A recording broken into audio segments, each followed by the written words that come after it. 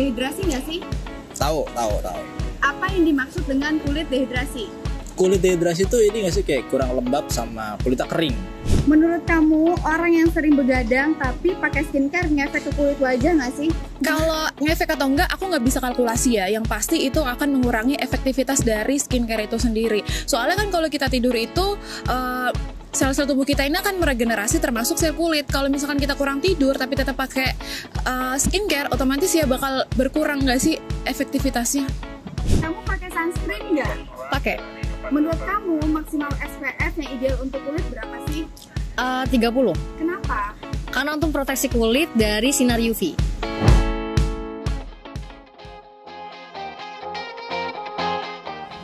Halo pemirsa Dokter Talk, kembali lagi bersama saya Rini Marestiani. Kalau ngomongin soal masalah kulit, memang nggak akan ada habisnya ya. Karena kulit menjadi bagian tubuh luar yang perlu dijaga kesehatannya. Walaupun nggak gampang, tapi tenang, Dokter Talk akan memberikan tipsnya. Dan saat ini, saya lagi ada di Abira Clinic and Beauty Bar yang ada di Tebet, Jakarta Selatan. Tentunya di sini kita akan membahas seputar masalah kulit bersama dokter estetik yang ada di sini. So, seperti apa keseruannya? Langsung aja kita masuk.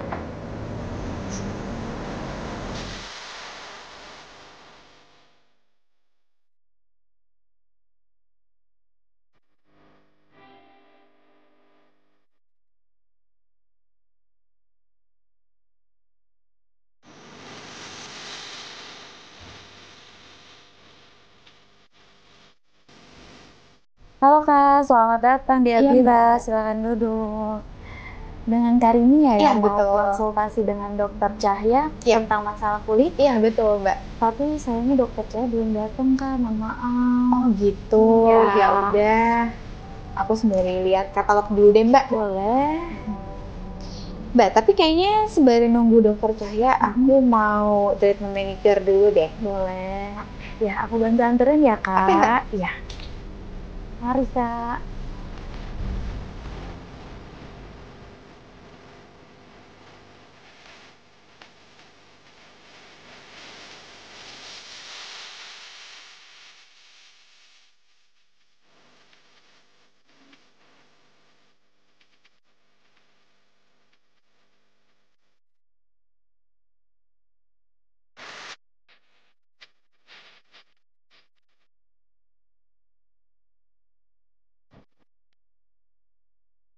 Nah, ini udah selesai manicure-nya. Karena Dokter Cahya udah datang, yuk langsung aja kita ngobrol-ngobrol.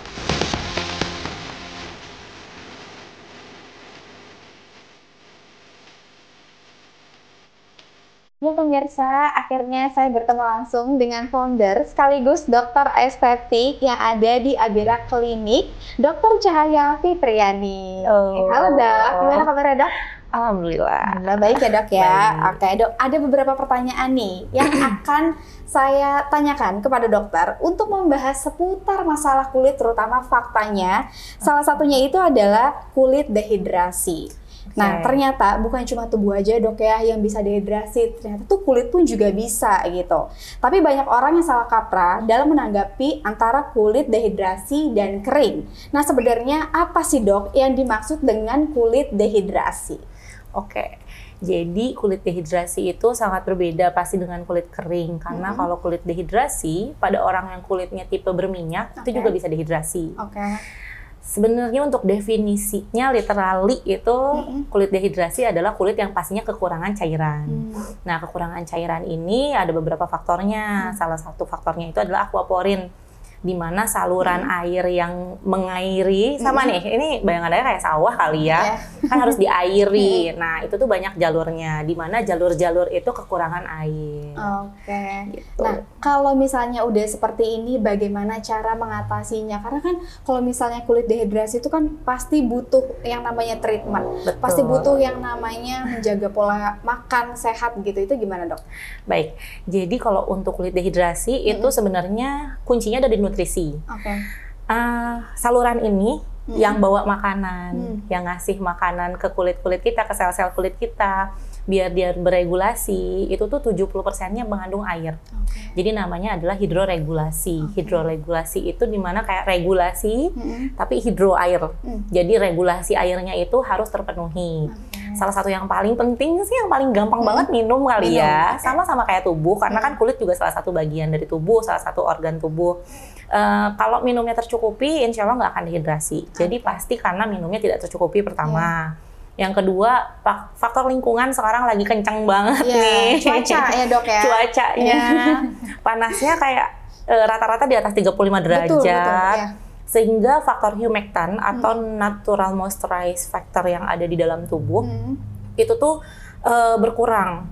Harusnya kita tuh menyerap air ke dalam tubuh, tapi kelembapan di luarnya aja nih susah nih nyari air. Jadi sehingga kulitnya itu kekurangan air dari faktor humectant tadi. Udah mah airnya kurang buat minum, terus secara humectant juga kurang, otomatis pasti kandungan air di dalam kulitnya juga akan kurang. Oke, seperti itu dok ya. Nah dok, kalau tadi kan kita bahas mengenai kulit dehidrasi, mungkin ini ada hubungannya dengan mencuci wajah dok. Setiap perawatan kulit kecantikan selalu diawali yang namanya mencuci wajah. Tetapi sampai detik ini masih banyak yang mempertimbangkan suhu air yang lebih bagus itu dipakai air dingin atau air hangat gitu dok. Nah karena ini kan akan mempengaruhi kulit. Sebenarnya lebih efektif yang mana nih dok? Mencuci wajah pakai air dingin atau air hangat? Tergantung. Jadi yang baik itu adalah pakai suhu normal, suhu ruangan, yaitu sekitar ruangan itu 24 sampai 28 ya, 28 derajat Celcius. Cuman kan kita nggak mungkin ya mengatur suhu ini. Jadi kalau pilihannya air hangat atau air dingin tergantung. Kalau memang kita lagi mau bersih-bersih muka, misalnya dari make up atau dari kegiatan di luar ruangan yang membuat residu-residu tuh menempel lebih tajam gitu ya di kulit, itu bisa pakai air hangat dulu. Secara basicnya sama, yang hangat-hangat pasti membuat dilatasi, membuat melebar. Yang dingin-dingin pasti membuat konstriksi atau ngecilin gitu ya. Itu kan sebenarnya hukum alam ya kayak gitu. Intinya adalah kalau suhu panas itu dia bikin pori-porinya melebar sehingga residunya itu gampang dikeluarin. Tapi jangan lupa itu kan udah melebar nih, ada kemungkinan residu untuk nutupin pori-pori itu lebih besar sehingga ditutup lagi pakai air dingin. Jadi pori-porinya ngecilin. Jadi kembali lagi berarti menyesuaikan dengan kebutuhannya dok ya. Kali ini kita masuk ke pembahasan paling spotlight ya dok ya, antara begadang versus skincare. Mana nih yang sering pakai skincare tapi masih begadang?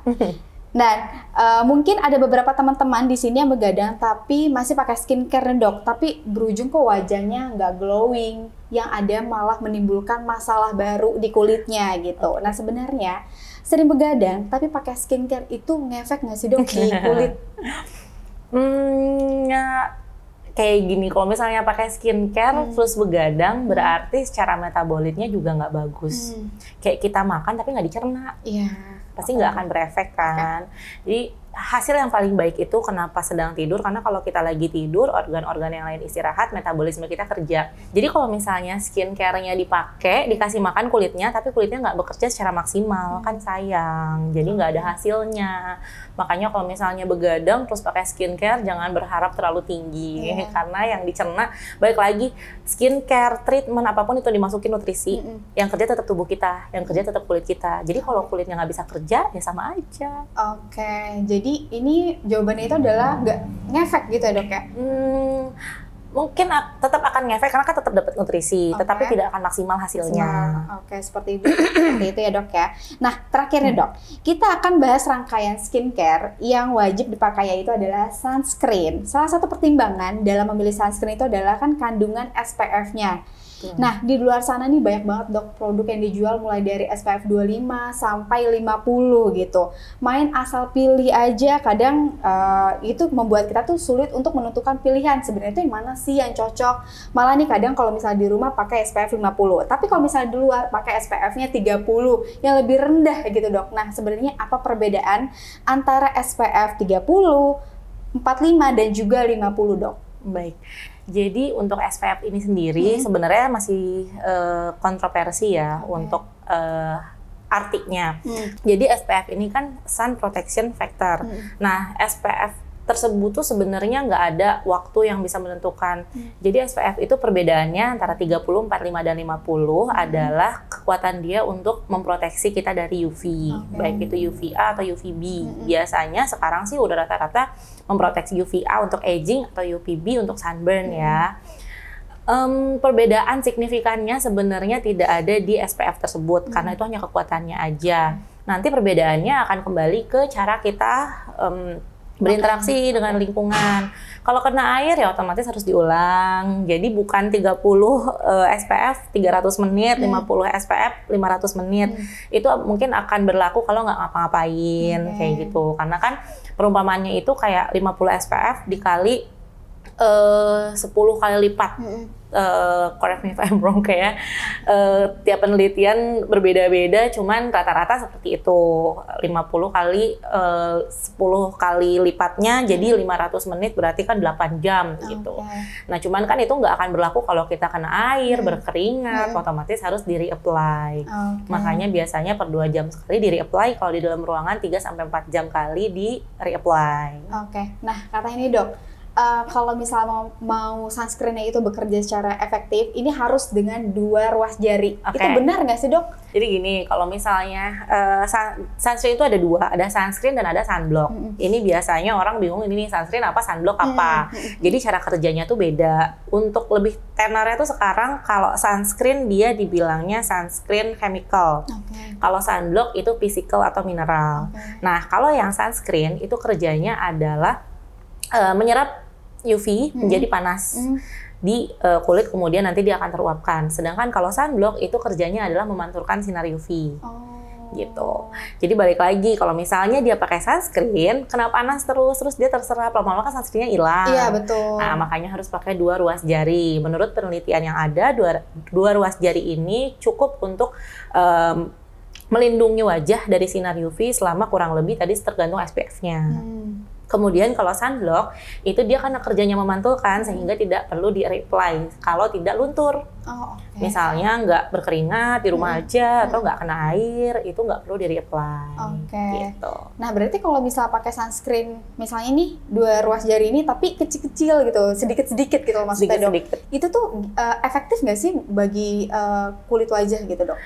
Tergantung luas kulit wajahnya. Kalau luas wajahnya kecil ya kebanyakan juga kan mubazir, tidak ada yang sia-sia. Tapi ya kalau misalnya dia 2 ruas jari dengan yang sedikit-sedikit itu cukup, kenapa enggak? Cuma kalau misalnya dari penelitiannya sih 2 ruas jari itu tergantung jarinya ya. Biasanya kalau mukanya kecil sih jarinya juga kecil ya.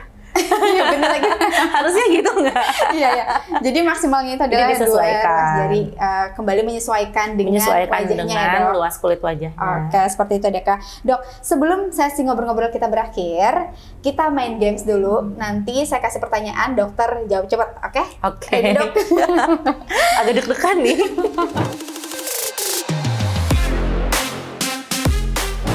Yang pertama, pilih serum atau moisturizer, dok? Moisturizer. Apa yang akan dokter katakan kalau produk yang dipakai nggak cocok di wajah?